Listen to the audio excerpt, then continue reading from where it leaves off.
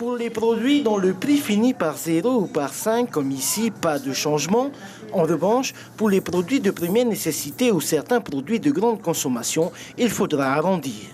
Je me dis qu'il faut qu'on trouve le juste milieu pour tout le monde, hein, que ce soit pour le commerçant et pour le client. Et de toute façon, c'est des choses qu'on nous impose. En plus, ça concerne les PPN et les PGC. On va suivre le mouvement, on va faire avec. Il y a très peu de prix qui finissent pas par 5 ou par 0.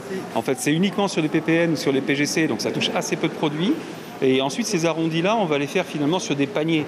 Donc, les gens qui pourraient être vraiment touchés par ça sont des gens qui achèteraient que des PPN ou des PGC, produit par produit, quoi. Mais donc, dès qu'on fait sur un panier, en fait, l'arrondi sera négligeable. Et en plus, il faut payer en liquide, puisque dès qu'on paye en carte ou en chèque, de toute façon, l'arrondi ne se fera pas. Le prix des PPN et des PGC est imposé par la Direction générale des affaires économiques. Le commerçant ne peut donc pas augmenter leur prix. Pour le pain, par exemple, le prix devrait donc lui aussi être arrondi.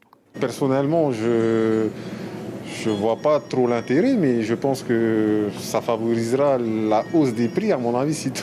Si les commerçants sont malins, et comme ils sont malins, à mon avis, ils vont tous arrondir, ils vont tous mettre leur prix de façon à ce que ça soit arrondi au-dessus, je pense. Lors des dernières négociations entre le gouvernement et les boulangers voulaient déjà 60 francs, hein.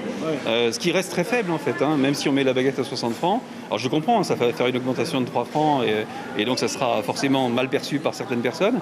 Mais 60 francs, c'est quand même une baguette qui est extrêmement subventionnée en fait par la puissance publique, hein. C'est parce qu'on subventionne après l'import de farine, etc., hein, qu'on arrive à faire aussi bas, hein. Sinon évidemment c'est beaucoup plus cher que ça normalement. Avec le prix du produit au poids comme la viande ou le thon, il sera difficile d'avoir des prix qui tombent. Bon, là encore, il faudra arrondir.